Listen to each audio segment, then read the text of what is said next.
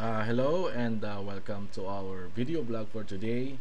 And I'm here at home and I'm sick because of the change of the weather and the temperature. I'm here sipping coffee. I'm just going to give you a short update on what happened yesterday and last night for the Neil Gaiman event and also for the book launching of the expedition and the awarding of the second Philippine Graphic Fiction Awards. So Tagalogin ko na lang medyo may hangover pa ako nung event kahapon. May mga papakita ko mga pictures na mga kinuha na namin ng mga kasama ko. So ito. Pumunta ako diyan talagang basa talaga yung area nila eh. So makikita mo no. Basa yung area at yung mga kasama ko sina Carlo Pagulayan, yung mga comic artist natin na nakikita natin diyan.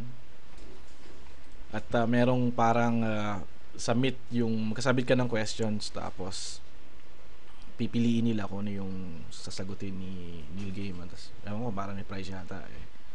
Diyan din yung parang registration din for kung media ka or press ay sabi nila sa Fully Book pag register daw ako under media since I'm not representing any big time or I'm not in a print, basta sinabi ko vlogger ako, I'm publishing all of this coverage sa internet para sa lahat.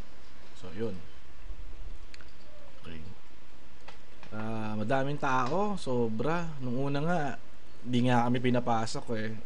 Kasi nga syempre yung may kilala lang sa akin yung mga talagang marketing people sa Follybook ay yung mga staff hindi ako kilala.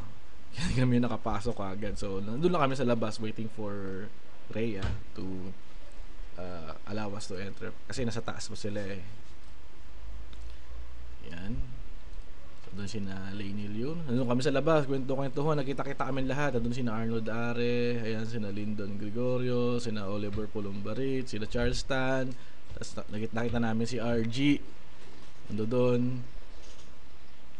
Tapos yan, magic show. Yung simula, nag-magic show eh. Si Eric Mana. So, medyo astig yung show niya. Nakakatuwa rin. Okay, next ay yung mga kilala ko sa Harry Potter. And si si Psycho Kao. Andun siya for Rush TV. Kaya nag-cover sila. And si Snooki Sir na. Ano yung si Snooki? Fan siya ni Neil Gaiman eh. Nagbabasa siya ng books. Kasi na-meet ko na si Snooki nung sa Gateway signing pa. Andun siya the whole day. Pinapanood niya yung signing. Nagpa-sign din siya kasi parang basta reader siya. Reader siya mga books. Okay.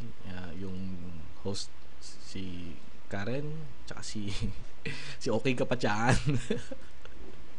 Nakakatawa eh. Tapos wala pala akong photos nung nag-magic si Eric Mana na parang prediction. Tinanong niya yung mga parang namili siya ng tao, tumingin siya ng number tapos parang sinubtract niya yung mga numbers na yon, then parang yung the same numbers pero bali-baliktad lang. Tapos yung ina-add niya binubasa number tapos number 9 nakalagay. Tapos pinalabas niya si Neil Gaiman, may dalang parang board. Tapos meron siyang pinabasang book. Basahin mo yan sa page ganito, ganyan. Parang may instructions siya. Tapos yung pinili pala ni Neil Gaiman na word, yun yung lumabas parang sa prediction. So ayan yung mga host. It's a great entrance para kay Neil Gaiman. Ayan. Medyo nakatagilid pa siya noon eh kasi hindi pa siya kukwentuhan pa sila ng mga host. Tapos yan yung akin one of my perfect shot na nung araw na yon. Umulan pa nga nun eh. umulan lang konti lang. Pero masaya naman kasi si Jaime Daes nung fully book. Nagpapasalamat siya for a big celebration din nung nangyari, tsaka kadami ng tao. At yon ang ating dakilang update for today. Medyo weirdo kasi I'm using a different program. Nagtitrip lang naman ako siguro bigyan ko kayo ng update bukas. Nag-upload din ako sa YouTube yung dapat kasi interviewing. Di ko kasi alam na may press con, so I told Fully Book na may press con pala. Ba't di ko nalaman? Sabi, kasi akala daw nila magko-cover lang ako. Hindi, press con, punta ako. Tapos parang yung sa taas sa forum nangyari ano nangyari? Kasi doon yung mga fans nagkakagulo na, so ginawa nila, may isang kwarto ron sa Fully Book sa 4th floor, so doon ginaganap yung interview sa mga TV sa magazine. So sabi nung ni Rhea sa Fully Book, kung gusto ko daw interviewin si Neil Gaiman one-on-one. Sabi ko gano'n, so nangyari, hindi ako prepared for an interview, one-on-one interview with Neil Gaiman kasi dala ko ng DJcam lang. Well, nakakuha ng video. Wala akong prepared na question, kaya nag-decline ako. Sabi ko, hindi, sa press con na lang. Nangyari, wala na palang press con, tapos na. So nagdalawang isip ako. Tapos yung pumunta na ako dun sa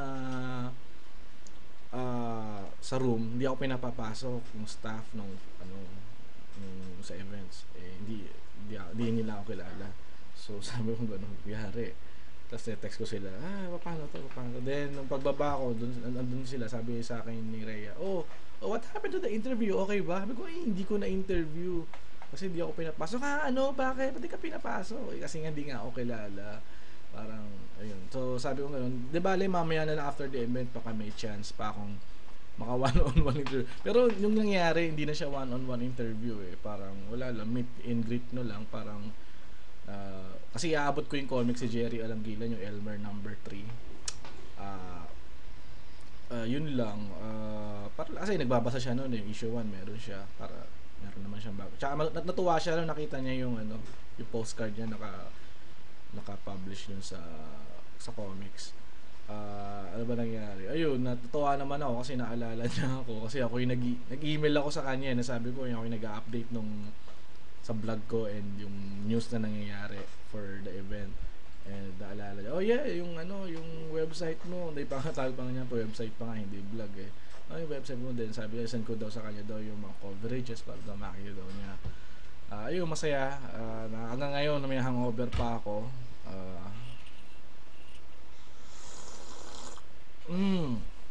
At mamaya magpe-prepare na ako kasi alis kami ni Lace, mag kami ng premiere night ng The Kingdom starring Jennifer Garner. So yun, that's a great 8 minutes video vlog. Siguro gawin ko to palagi kasi hiniram ko yung webcam ni Lace Hello Lace. So thank you for listening and watching my video vlog for today, and I'll see you. Trabaho muna ako dahil daming gagawin sa